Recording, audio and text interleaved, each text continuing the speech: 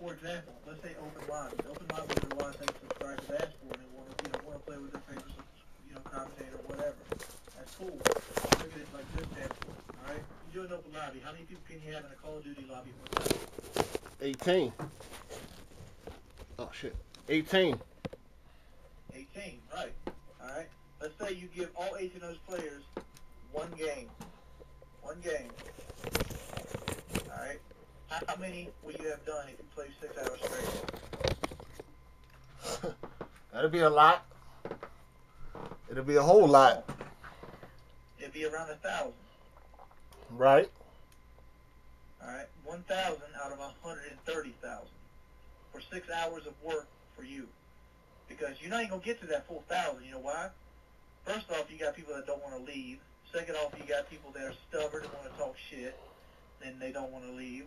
And then you got to invite more people, and all this takes time. You not get 18 people. Let's say you have the best, ratio is. Say you have the best subs ever. You go, okay, we're going to do an open lobby. 18 people come in, they leave exactly after the game ends. You still got to invite 18 people more, and that's going to take anywhere from 3 to 6 minutes. Why don't y'all big guys try to get to y'all messages? Like, what if you took time out today just to answer 20 messages a day? I mean, at least you can eventually get. You know how many messages I get a day? Yeah, I would like to know how many. Around 6,000. Okay, that's a lot. That's a lot of messages. That's a lot of messages. That's just on YouTube. That's just on YouTube. I got HuppetGaming.com. I got my Xbox. I got my PS3. I got my personal email. All these get just blown up. Not to mention, we have a podcast called Painkiller already, which we made out of pocket for the subscribers, and they have messages on there as well on Podbean. But just off my personal YouTube, I average anywhere between 2 to 6,000. But you don't have to answer every message all in one day. I answer them all, but the fact is, the sheer amount of them, that makes it seem like I don't answer. Because you get basically, when you got 2,000 messages, you're scrolling through them motherfuckers, and you're looking at them. You're like, damn. All right. The first thing you're going to want to do is you're going to want to weed out what messages you don't want to conflict. All right. If Johnny over here is asking you what your sensitivity is, you don't answer his message. You know why?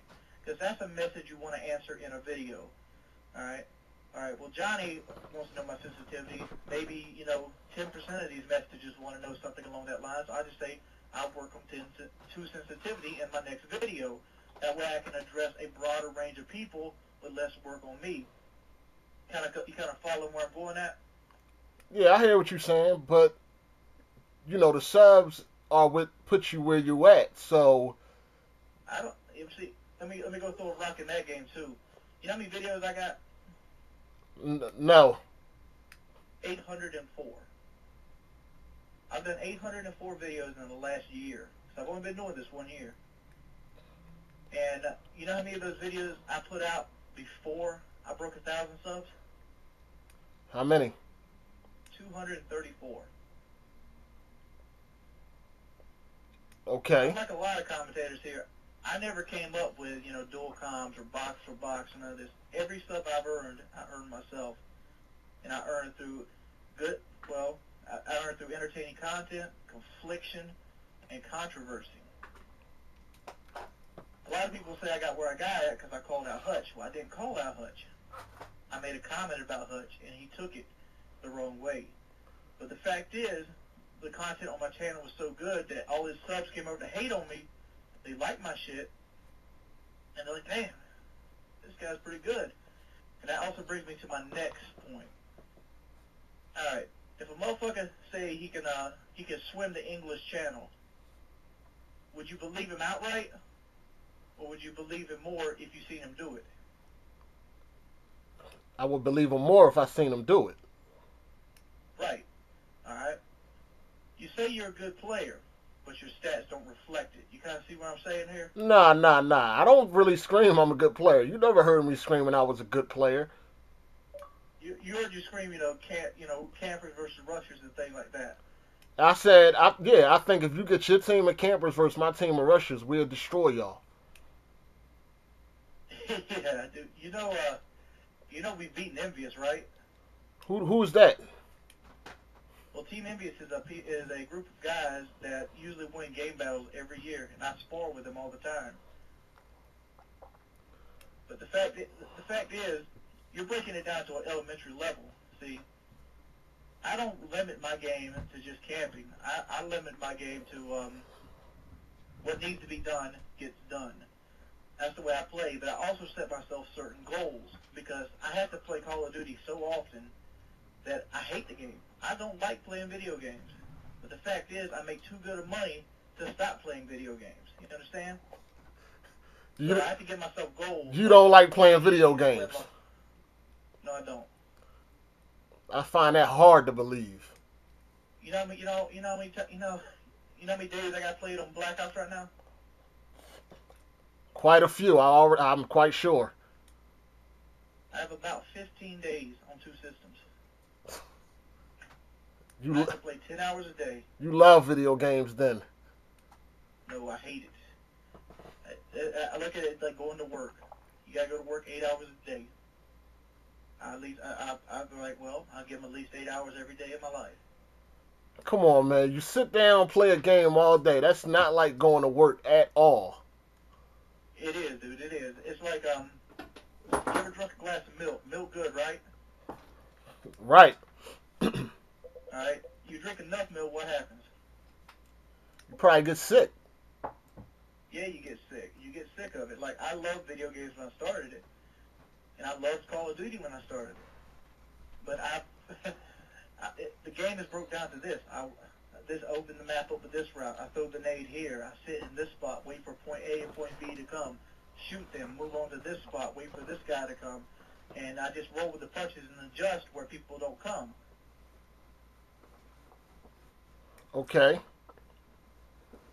I mean, I don't see how it's so much work when you get paid for it. That's why, like, if I was in your position, you know, I would try to answer all my messages back and stuff like that because they put you there. If they start watching your videos and unsub, where would you be? You'll be going to work.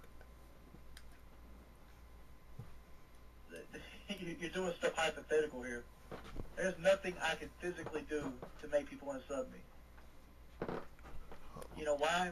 Because my channel's attained a level where it grows itself. Like, you know how many subs I get a day? No, I don't really be checking your stats. I get around anywhere from 900 to 1,600 subs a day.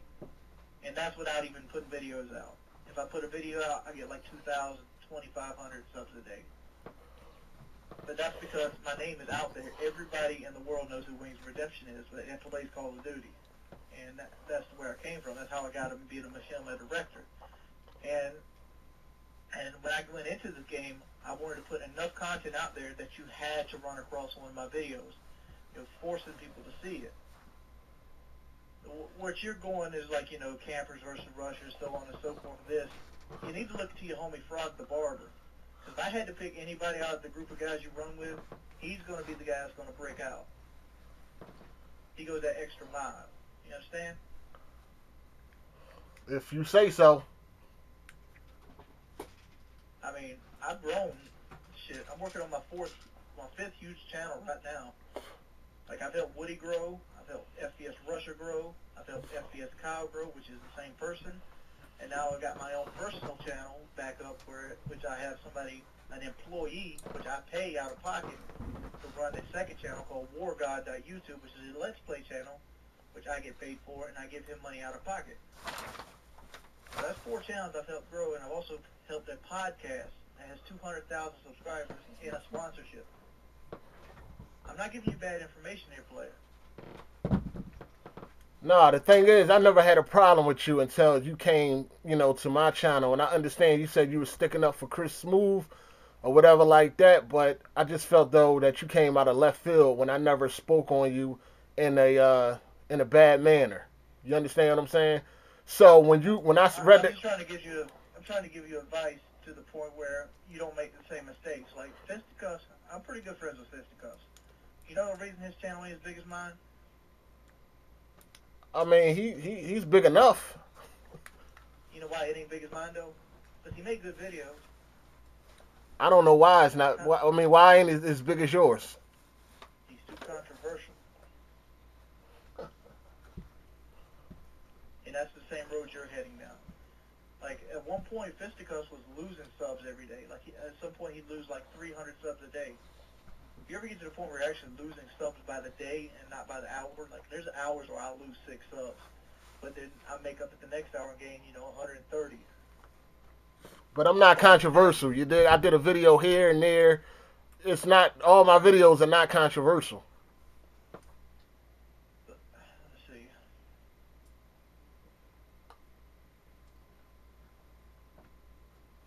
Let's go to your channel right now. And this is my second channel. If you already know, the first one got deleted. And I had some real good stuff up on there. My commentaries for Call of Duty. I had my NBA Elite video that was about to reach 1 million views. And, I had some things going on. You did? All right, you got 11 videos up right now.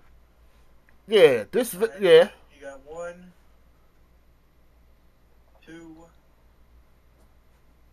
3, 4, 5, 6 of your 11 videos are controversial. I understand you probably had more videos up. I ain't not listening to you. But right now, 6 of the 11 is like you're dwelling all this, hoping to get a response. Like, to be all honest, I could put a team together that could just beat you and Asa 1 and Fifth and all them. I have no problem. Like I said, I'm friends with Envious. I'm friends with fucking Team Optic. I mean, world championship gamers that live and breathe off their ability to play as a team. I could just bring those guys in, and they would just crush you. I highly doubt that. We need to set this up and put this on YouTube so that people can see. See, that's the reason I'm not doing it, because it will give. It's like the big rapper listening to the little rapper talk shit about him. When he feeds into it, little rapper gets bigger. And that's Nah. you don't earn. What's the biggest argument right now going on through the YouTube community? It's about this campers and rushes. It's not just coming from me. You understand what I'm saying? The biggest argument right now is Ghost legitimate or not. No, all right, okay. Listen, y'all say y'all play style is playing smart and whatever like that, and we say our play style is better. So to pit this all to rest, we just need to play and get it out there, and that'll be it. You understand what I'm saying? Right now, we just going back and forth. We just going back and forth with like, oh, we're better, y'all better. No, let's just play it, and then whoever loses, they lose, and that's that. Look here, dude. You have a 1.36 win loss. You have a 101 KD. I mean, it's kind of. That's old. I don't think these stats mean anything. That's changed now, but it don't matter. These stats mean jack dick. But my win-loss is over 4. I win 4 games to every 1 loss, and there's a reason by that. That's because my style works and it's consistent. That's what I built my channel around. I built my channel around because when I first started out, you know what was popular? Trick sniping. That 360 bullshit. People jump around with their fucking Tony Hawk 360 shit. And that was what was popular when I first started out. Because I started out in World at War. And that style isn't consistent. Because back in the day, all you seen on YouTube was montages. When I started out, there were 6 commentators. There was 7. There was Blame Truth, Hutch. There was X-Cow, which X-Cow was on hiatus at that point. And there was my buddy Z7 Taylor. And Sandy Ravage was at that point too, but Sandy Ravage never been a commentator. Like, he's always just posted matches to music. And then there was C. Nanners and myself. Me and C. Nanners, we were small. We had started out on a game nobody liked. Because I jumped into the Call of Duty series on World at War instead of COD 4. So me and C. Nanners had to push it up. Well, C. Nanners, he got a shout out from Blame Truth, and then he got a shout out from Hutch, and he got blew on by me, and then he had that soothing personality. I was a little more abrasive, so I had to come up the hard way. But oh my God, I just lost track of what I was saying. What was I talking about again? You were saying how when you first came in, there wasn't many commentators. Yeah.